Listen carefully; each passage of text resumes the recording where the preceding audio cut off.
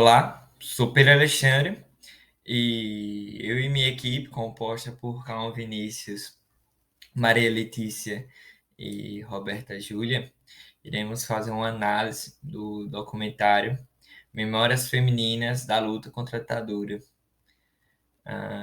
Eu vou começar falando sobre um dos tópicos presentes no começo do documentário, e em seguida eu vou falar sobre a criação do movimento feminino pela anistia.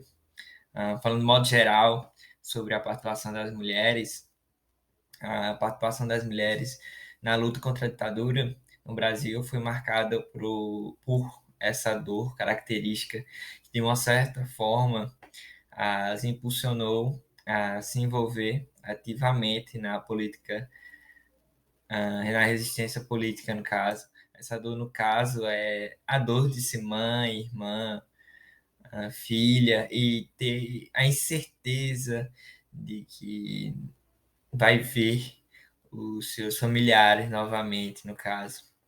Essa dor, que no caso estava intrinsecamente ligada ao luto das mães, como eu tinha comentado agora, que frequentemente, desesperadamente no caso, buscavam os seus familiares desaparecidos ou detidos pelo regime autoritário. Foi um fardo emocional insuportável carregado por muitas delas, mas também foi uma chama que as impulsionou na luta por justiça, liberdade e democracia. E por isso as mulheres tiveram uma grande importância durante o período da ditadura. O título, O Lugar de Antígona, ele faz uma referência à figura de Antígona, uma personagem da tragédia grega escrita por Sófocles, chamada Antígona. A Antígona, ela desafia a lei do Estado para conseguir enterrar seu irmão, que foi considerado um traidor para o Estado, sendo claramente esse título uma referência às mulheres que buscavam, no mínimo, conseguir enterrar seus filhos, maridos, irmãos e pais. Assim como Antígona desafiou o rei para fazer o que ela considerava o certo, no caso, as mulheres que lutaram contra a ditadura no Brasil também desafiaram as leis e o regime autoritário, muitas vezes colocando a sua própria vida em risco. Esse lugar social das mães, esposas, irmãs e filhas, muitas vezes colocadas em um segundo plano pela sociedade, revelou-se ser fundamental para o movimento de resistência, pois essas mulheres não apenas enfrentaram a angústia dessa incerteza, né, sobre os destinos dos seus entes, mas também tornaram agentes ativas de mudança durante esse período.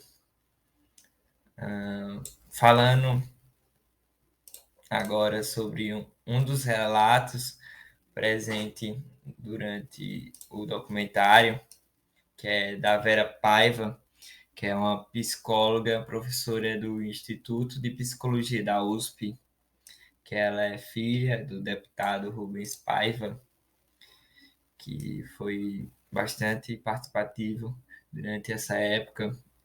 Ela também foi uma militante dos movimentos estudantis dos anos 70. E aí ela relata a história de seu pai, e ela comenta sobre a questão desse sofrimento que ela passou pela incerteza da morte do seu pai, né? E ela relata também a questão da sua mãe, a questão da diferença de aceitação, né? Que ela, no caso, certo modo, ela aceitou de maneira meio que mais rápida, no caso, né? Diferente de sua mãe, que foi algo mais difícil. Falando agora sobre o próprio Rubens Paiva, ele foi um engenheiro civil e político, né? Morto durante o período da ditadura no Brasil. E ele foi uma figura marcante na política brasileira e iniciou sua trajetória política no movimento estudantil e ascendeu ao cargo de deputado federal pelo Partido Trabalhista Brasileiro, o PTB, em 1962. No entanto, sua coragem e compromisso com a democracia o colocaram em rota de contestação com os militares que estavam no poder na época. E no dia 20 de janeiro de 1971, a casa da família Paiva foi invadida por militares e o político Rubens Paiva foi preso. E o fato de ter sido levado, ele foi, no caso, dirigindo seu próprio carro, permitiu que sua família comprovasse que ele tinha sido detido, no caso, né? Pois estavam contradizendo os órgãos de repressão essa questão, no caso. Os dias que se seguiram foram marcados pela incerteza e pelo silêncio imposto, pois Rubem Paiva foi posteriormente transferido por doicode, onde ele teria sido submetido à tortura até a sua morte, no caso. E os órgãos de segurança da época alegaram que ele foi abordado e sequestrado por desconhecidos. Mas a verdade veio à tona anos depois, no caso. Em março, no caso, a família já meio que já tinha, depois de anos, aparecido, no caso, como foi relatado por Vera Paiva, eles sabiam que ele tinha morrido, no caso, já, né? Agora, ela só enterrou o meu pai, isso ficou bem claro pra gente, a gente não tinha essa dimensão, a gente só percebeu na hora, quando ela recebeu o testament de óbito. 98, 97, sei lá. Entendeu? E esse é o problema, é a diferença entre o que tem um morto para enterrar e o que não tem um morto para enterrar. Nós descobrimos esse ano, né, no ano passado, esse ano, que cada um de nós enterrou meu pai num ano diferente. Entendeu? E eu me lembro exatamente o dia que eu decidi que ele tinha morrido. Eu me lembro. Porque você decidir que morrer é matar de novo. Entendeu? Como que veio o atestado de óbito? Não, veio a Fernanda Henrique, né? Ela recebeu, foi buscar e ela tem foto dela no jornal recebendo o atestado de óbito. Se procurar na imprensa tem, tá? Acho que nos arquivos lá da minha mãe tem. Agora, eu fui antes, quando fez 10 anos, 81, né? Como se fosse hoje. Eu publiquei contra a vontade da minha mãe uma mensagem de 10 anos da morte e mandei rezar uma missa. Entendeu? Foi o meu ritual pessoal. Em março de 2014, o coronel Paulo Malhães, em seu depoimento à Comissão Nacional da Verdade, confirmou que Rubens Paiva foi torturado até a morte e seu corpo foi jogado em um rio na região serrana do Rio de Janeiro. As declarações também do coronel Reinaldo Campos ao Ministério Público Federal também acabou ajudando sobre a questão de conhecer a verdadeira história da morte de Rubens Paiva. O coronel, o próprio Paulo Malhães, em seu depoimento à Comissão Nacional de Verdade, ele disse que não se arrependeu de ter matado. Com suas próprias palavras, ele falou o seguinte: eu cumpri o meu dever, não me arrependo. No mesmo ano que ele deu o seu depoimento à Comissão Nacional da Verdade, ele foi morto, tendo isso até uma certa queima de arquivo, né?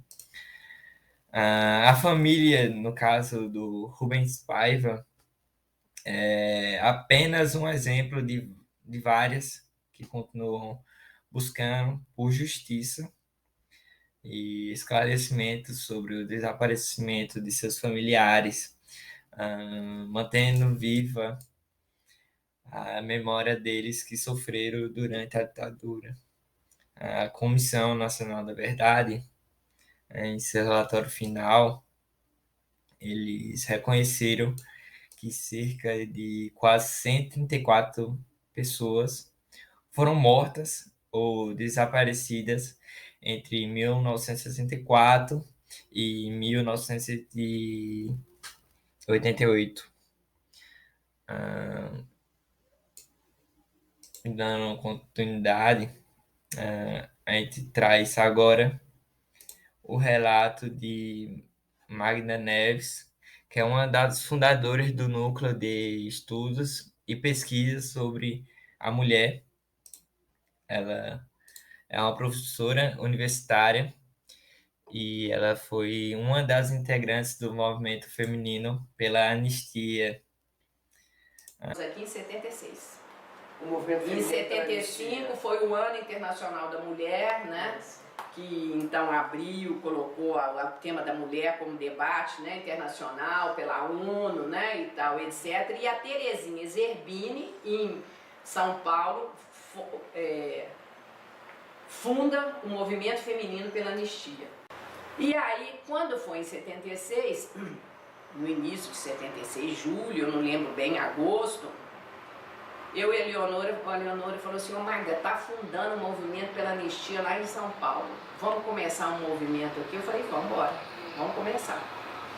E aí a gente saiu à procura de pessoas que queriam participar do movimento, né? Pessoas, a gente ia nas casas de mães que tinham filhos presos ainda, de mães que seus filhos estavam exilados, de irmãs, né, que enfim, tinham seus companheiras que tinham seus maridos presos ou vice-versa, enfim. A gente começou a catar as pessoas para montar esse movimento feminino pela anistia, né? Então foram assim uns 3 meses de o tempo todo atrás das pessoas. De 76 até 78, quando foi criado o Comitê Brasileiro pela Anistia, foi 78? Foi. Aí Bisoca fala melhor do que eu, Comitê Brasileiro pela Anistia. Nós participamos ativamente aqui em Belo Horizonte de tudo. A gente ocupava os espaços e a gente teve apoio de uma igreja católica progressista. Então, por exemplo, a gente fazia reunião, por exemplo, na sacristia da igreja, do Calafate, que o pessoal nos deu guarida sempre. A gente ia para a porta das igrejas distribuir panfleto a favor da anistia, da lei da anistia, soltar os presos políticos, cadê os nossos desaparecidos, né? E por meio desse relato, a gente percebe claramente que foi a partir dessa dor, né, que eu já relatei, já comentei na história seguinte, da questão da família Paiva, dessa incerteza da morte, da questão do desaparecimento desses entes, né? Foi a partir dessa dor e determinação que também se formou o Comitê Feminino pela Anistia, que foi um grupo de mulheres corajosas que se uniram para lutar pelos direitos humanos, pela liberdade dos presos políticos e pela anistia ampla também, geral e restrita, no caso.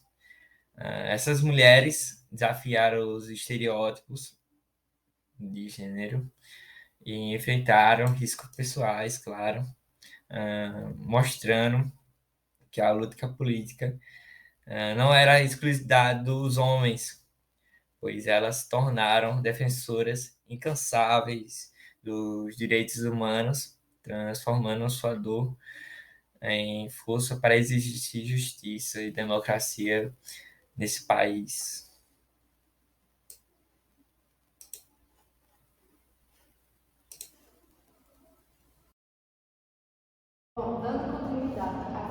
de Alexandre e a análise do documentário Memórias Femininas da Luta contra a Ditadura Militar, eu vou falar agora sobre o tópico do documentário O Amor nos Tempos do Cólera.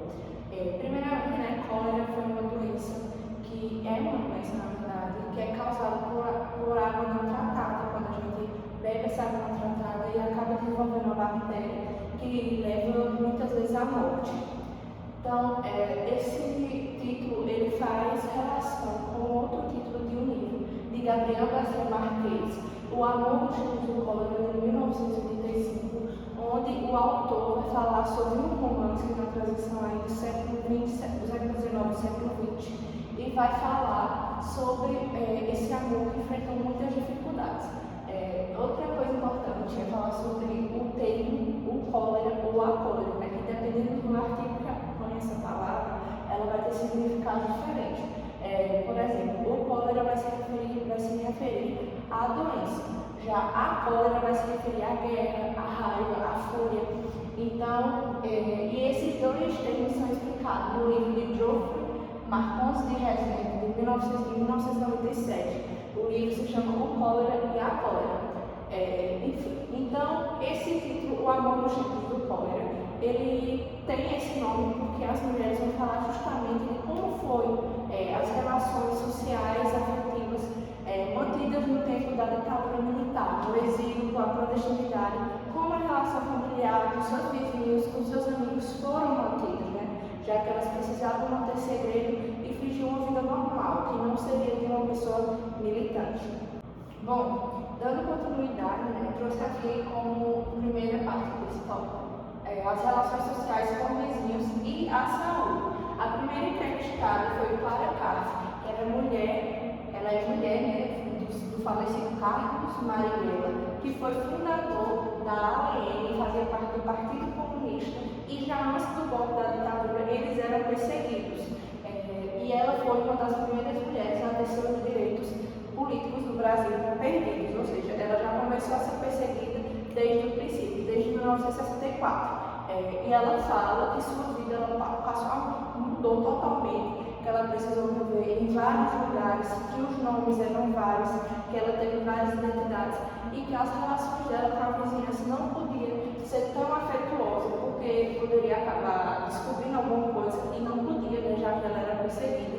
Então ela fala que com os vizinhos ela mal falava, ela contava a história de que seu marido era um viajante e ela vivia sozinha, ela era muito ciumenta, por isso que ela não tinha amizade com ninguém. Ou seja, ela fingiu uma vida normal, né, que não seria vista como errada, como de um comunista, já que eram os mais perseguidos e julgados naquela época. E até mesmo quando ela fica doente, ela fala que não podia ir ao médico, já que ela era perseguida, e ela tinha que receber, e nem podia receber esses atendimentos em casa, porque senão as pessoas iam ficar se perguntando, e ela tinha que fazer de tudo para que as pessoas não desconfiassem, não imaginassem nada.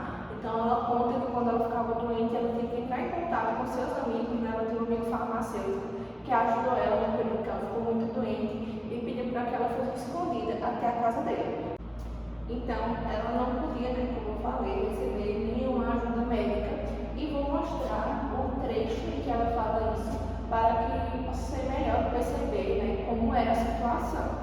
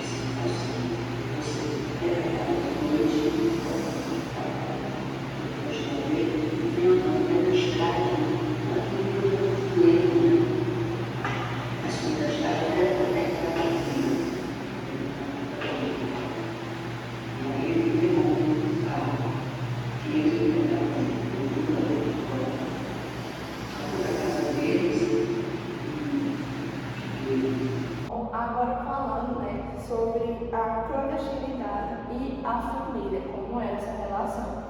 Agora, nessa parte do documentário, a gente vai ter outra entrevistada, que é a Vitória Grabois, que foi fundadora do grupo Tortura Nunca Mais.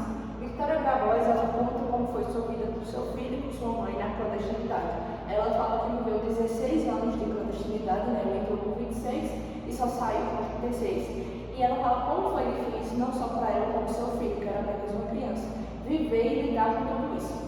Além de viver na clandestinidade, Vitória Grabois, ela foi vítima de um dos crimes mais recorrentes da ditadura militar, que é o desaparecimento de pessoas. Ela sofreu com o seu pai, seu marido e o seu irmão, que eram guerrilheiros e estão desaparecidos até então. Ela não sabe até hoje o que aconteceu com os seus familiares.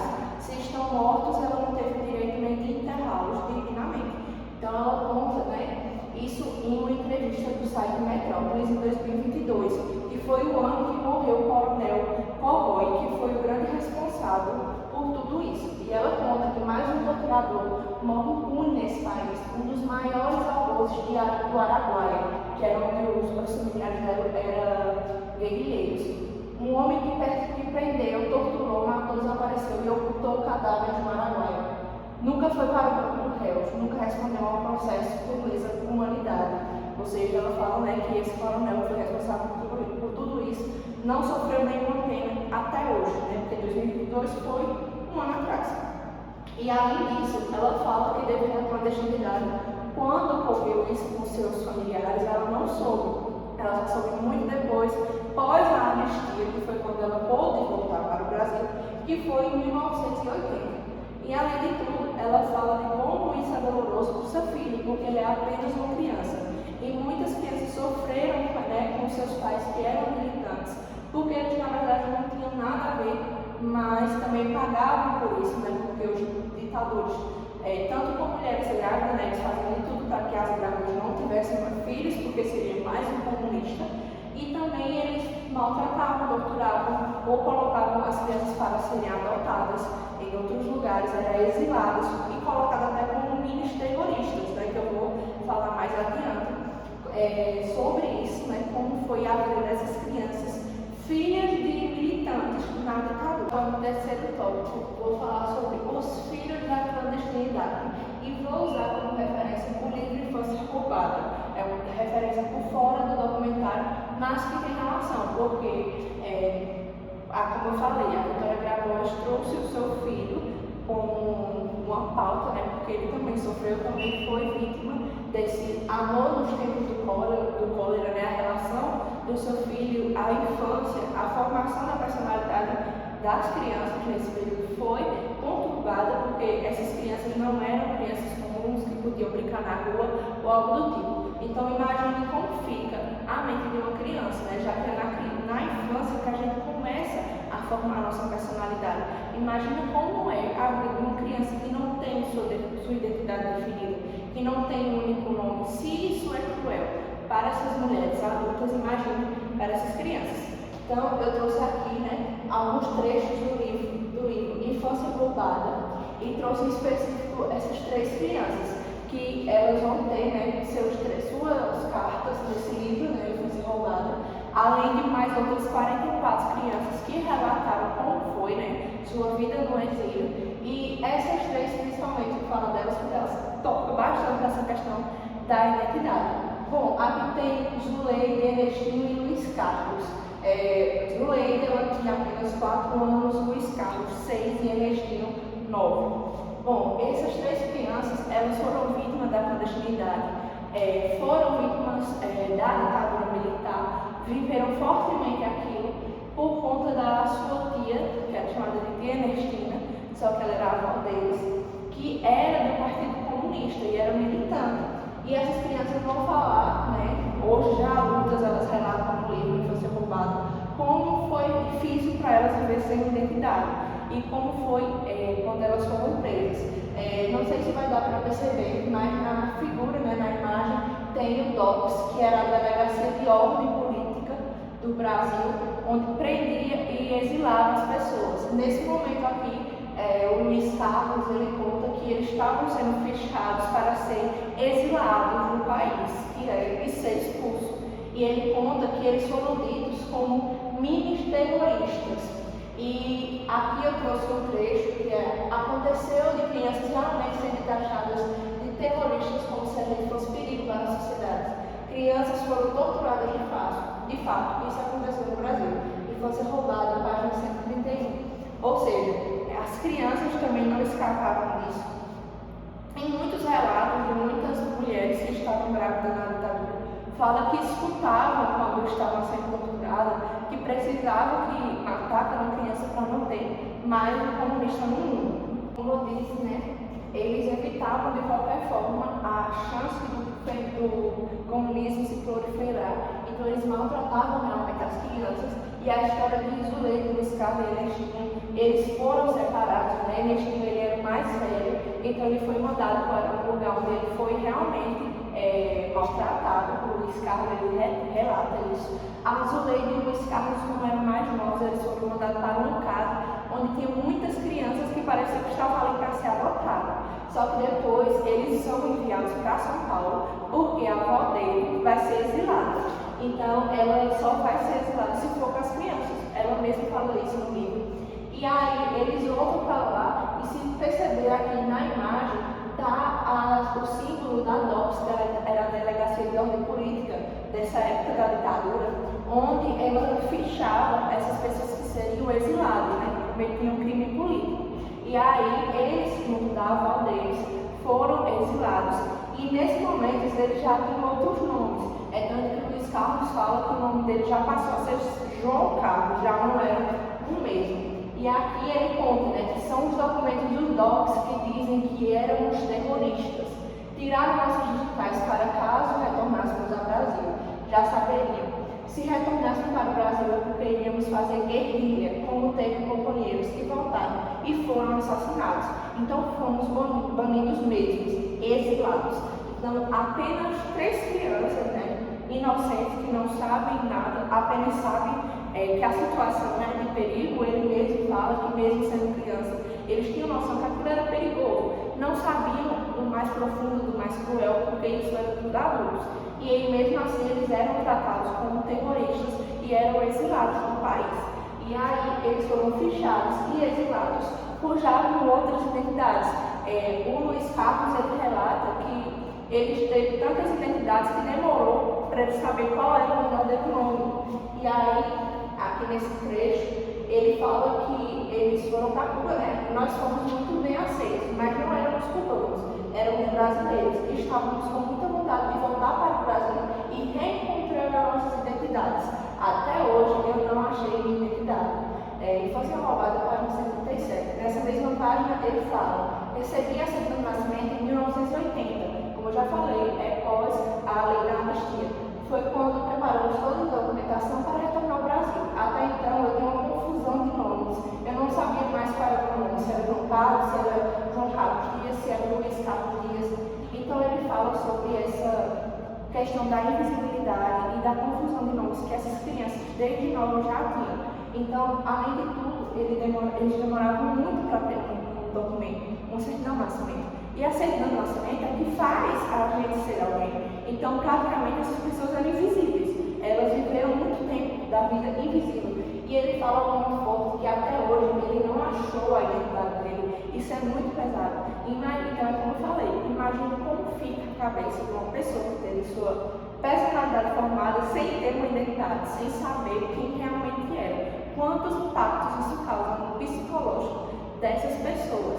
Imagine como as mães dessas crianças ficavam ao ver seus filhos serem exilados por conta de uma decisão delas de serem militantes. Como essas mães ficavam ao ver seus filhos sendo torturados, como foi o Ernestinho, como ficavam quando elas eram distanciadas deles e essas crianças quando viam seus pais sendo mortos. Então era uma situação muito triste e muito complicada. E isso não foi apenas com o Zulei de Luiz Carlos. Nesse livro tem mais 44 crianças que ocorreu isso. E além dessas, tem mais outras que não foram documentadas. Eu trouxe outro exemplo de outra filha da clandestinidade, que é Iracema. Eu peguei a foto de documentos revelados de uma entrevista que ela deu. Iracema, ela era filha de uma professora do Partido Comunista. Então, ela foi presa, né, inclusive eu trouxe aqui o documento, tem ali o símbolo da DOPS, e o documento mostra a foto da professora Lucemina de Carvalho Araújo, que foi fichada pela DOPS por exercer atividades subversivas, ou seja, somente mencionar, né, e ser uma pessoa comunista era vista como atividade subversiva. Durante a ditadura, a fonte é a reprodução de Eduardo Lima. Bom, aqui eu trouxe a foto de Iracema, né? Ela conta que ela e a mãe dela foram torturadas. Ela relata que lembra de poucas coisas, mas lembra de algumas coisas da tortura que a mãe dela sofreu e que ficaram marcadas na memória dela. É tanto que ela fala aqui, né, que 55 anos é pouco para esquecer. Ela diz muito emocionada durante a entrevista concedida ao G1 em apartamento de São Paulo, onde mora atualmente com um dos seus 6 filhos. Então ela fala que foi muito difícil e que não é suficiente para esquecer, não tem como esquecer. Pode demorar quanto tempo foi, 55 anos, querendo ou não, ainda é recente. Então a memória dessas pessoas ainda é traumatizada e ainda é muito afetada. E ela conta que ela foi abandonada depois de ter sido torturada, ela foi distanciada da mãe dela, ela foi abandonada e ela não lembrava nem o sobrenome da família dela, ela só lembrava o primeiro nome da mãe. E aí ela fala que foi criada assim como falei, na casa de um, na casa do outro. Tem um monte de gente que eram meus padrinhos, eu passei pelo nome de várias famílias, mas nenhuma era a minha família. Então ela fala que ela viveu na vida de muitas pessoas, e como eu disse, muitas crianças eram levadas para ser adotadas, e como ela aconteceu, né? Um casal no Rio de Janeiro levou ela até uma praça, deixou ela abandonada, depois pegou ela, levou para outro lugar, e como se fosse realmente uma fuga. Então ela passou a vida toda procurando uma família e nunca encontrou, porque a dela foi tirada pela ditadura. E ela conta também sobre a questão da identidade, né? E que somente em 1962, com aproximadamente 19 anos, é que conseguiu emitir um cartório de Francisco Morato, sua primeira certidão de nascimento, e permitiu registrar também os seus filhos. E como eu falei, ela só sabia o primeiro nome da mãe dela, e ela usou o casal o sobrenome desse casal, que a levou para o Rio de Janeiro, e ela é registrada como Iracema Alexandre de Souza. Então é necessário que a gente consiga, né, ter solidariedade e empatia com essas pessoas, com essas histórias, e a forma da gente entender e se certificar do que realmente aconteceu é assistindo relatos como esse documentário, né? O próprio nome diz, Memórias Femininas da luta contra a ditadura. E livros como eu citei, né, que é Infância Roubada, e a gente entender como estão essas pessoas. E até hoje, por incrível que pareça, elas lutam por justiça, porque uma identidade foi apagada para que ela seja reconstruída sem nenhum tipo de reparação é difícil.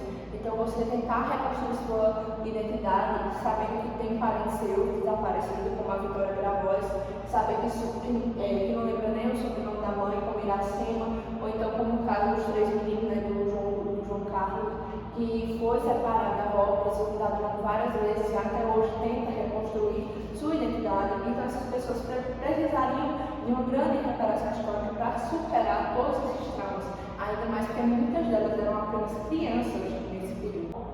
Outro tópico que eu estou seguindo, é o quarto tópico, é a diferença no cotidiano da ditadura militar do Brasil e do Uruguai. A entrevistada que começa falando sobre isso é Dulce Pandolfi, que era uma presa política do Brasil. Ela conta que passou quase 3 meses presa e prestes a enlouquecer, porque os presos políticos do Brasil eles não tinham direito a fazer absolutamente nada. O cotidiano deles não tinha uma rotina, não tinha ocupações. Então imagina você ficar preso numa cela pequena, sem convívio social, sem saber o que está acontecendo, sendo torturado e além do mais não tendo o que fazer. A única ocupação que você tem basicamente é ser torturado. Então foi uma situação horrível e eu trouxe aqui o trecho para mostrar ela falando sobre isso. Não tinha nada, nada. Queria produzir nada. Elas eram vários dias eu fiquei falando sobre os outros. Tinha uma mulher.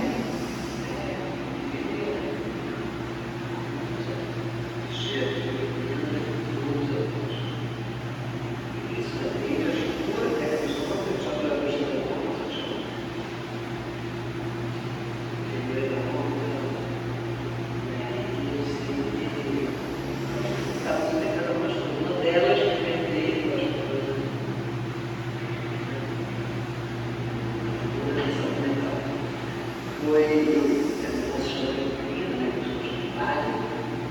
grávidas lá, ficavam tranças nas chances, ficavam tranças, com medo de descobrir, até proibir, fazer negócio, as chances.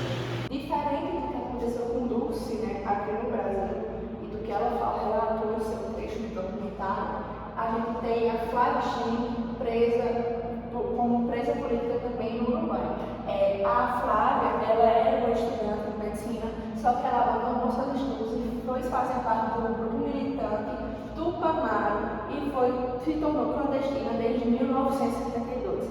Então, ela passou a ser clandestina e foi presa na ditadura do Uruguai, também como presa política como Dulce. Só que a diferença é que Flávia Schilling, ela vai relatar que ela tinha muitas ocupações. E ela fala até que ela acha que o Paraguai é um país tão educado, que se importava tanto com a educação, que nunca teve coragem de proibir a leitura. Então ela fala que ela conseguia fazer atividades de lazer, tomar sol, conviver com as outras pessoas, conversar até mesmo com os guardas, né? E fala que a literatura ajudou muito ela e que os livros chegavam através dos seus parentes e de sua família. E ela conta, diferente de Dulce, que foi muito ocupada a rotina dela. Então a gente percebe que a ditadura do Brasil foi cruel até nisso, até em não permitir que esses presos tivessem um pouco de liberdade, que seria ter um cotidiano normal, como a Flávia Schilling tinha, né? Normal, entre aspas, porque ela estava presa, mas pelo menos ela via sua família, ela conseguia ler livros, ela conseguia pegar sol, ela conseguia distrair a cabeça além de ser torturada, diferente da Dulce Pandolfi aqui no Brasil. E ela fala também que elas resistiam de várias maneiras, elas conviviam, conversavam com códigos e outras coisas, que eu vou mostrar no trecho dela do documentário.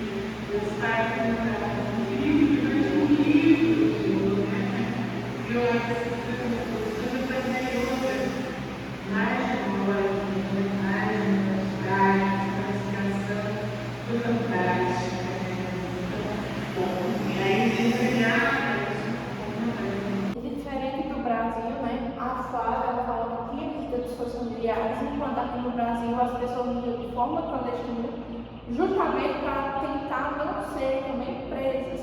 E as pessoas que iam presas faziam isso para proteger também sua família. Então, muito diferente aqui, e talvez um pouco menos cruel, né, não comparando as dores de ambas, mas a gente percebe que há um contraste muito grande entre as duas formas.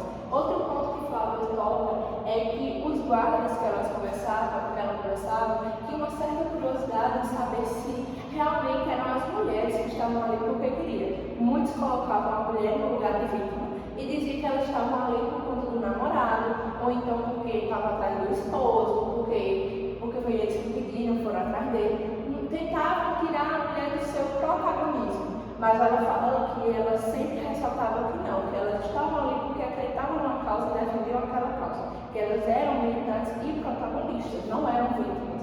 E aí elas existiam, através disso, conversavam por meio de códigos, tentavam transparecer a alegria, né, enfrentavam a cela e outras coisas. E uma maneira de dar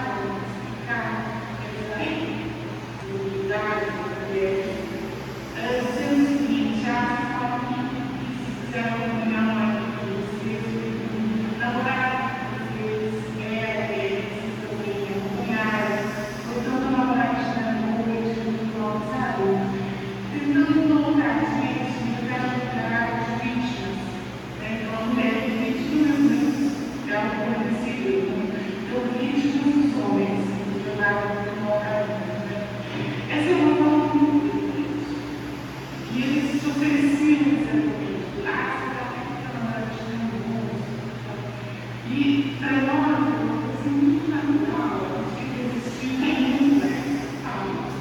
Um dia não, porque a gente decidiu que isso era importante.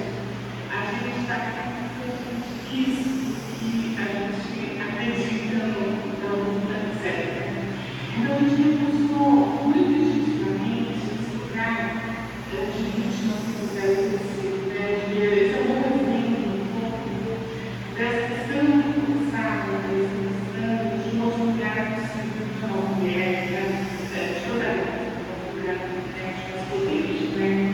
Porque esse é um movimento.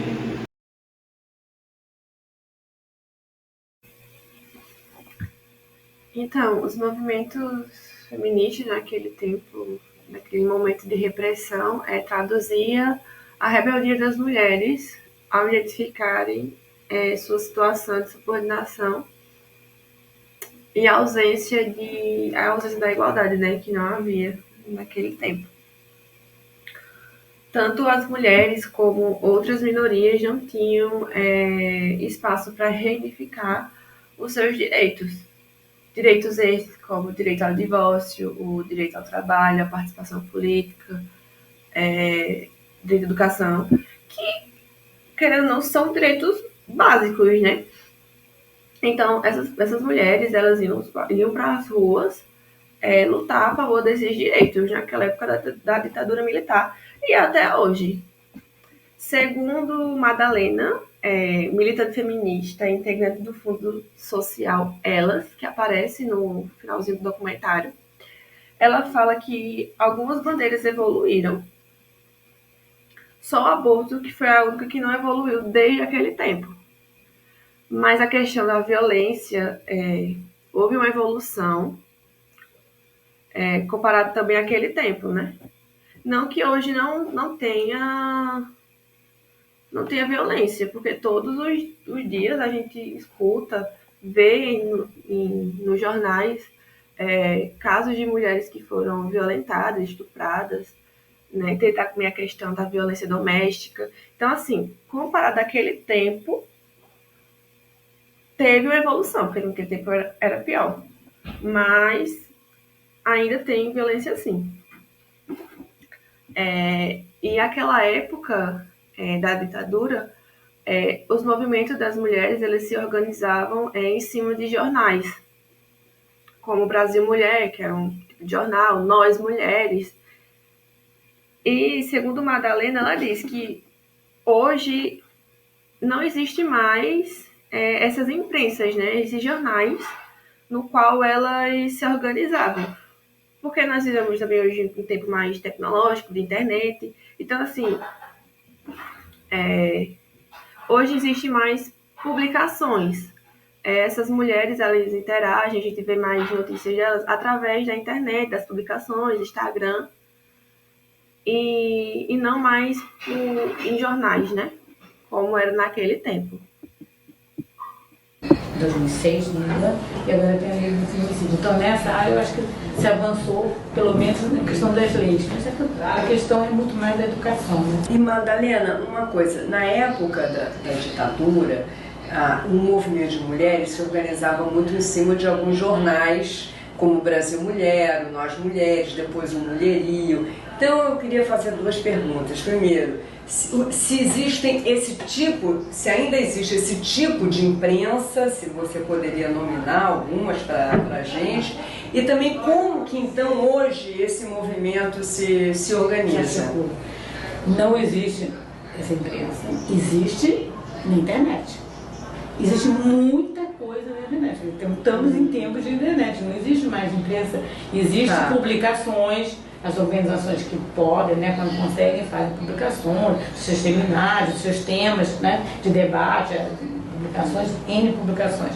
Mas não existe mais esse tipo de imprensa escrita, né, com boletins. Existiu no início das organizações feministas, aquelas que eram organizações mesmo, alguns boletins escritos. Ainda existiu no início, ainda houve alguns boletins. Mas isso não se sustenta, né? Porque você tem que sair caro, imprimir e tal, tem que alguém fazer, escrever e tal. Então, isso não se sustentou. Várias tiveram, né? Não chegou a ser um jornal com circulação maior, coisas pequenas, né, pontuais, que você distribuía em seminários, em atos, em eventos e tal. Mas depois foi caindo e realmente com a internet começou a abrir. E aí há muita coisa que nem eu conheço. Sei. Porque são jovens, por exemplo, que faz um blog tal, que não chama feminista, mas que é feminista, porque as ideias são feministas, entendendo? Então, tem muita coisa nesse. Se você for pesquisar, tem muita coisa realmente nascendo e cada vez mais. Cada vez mais.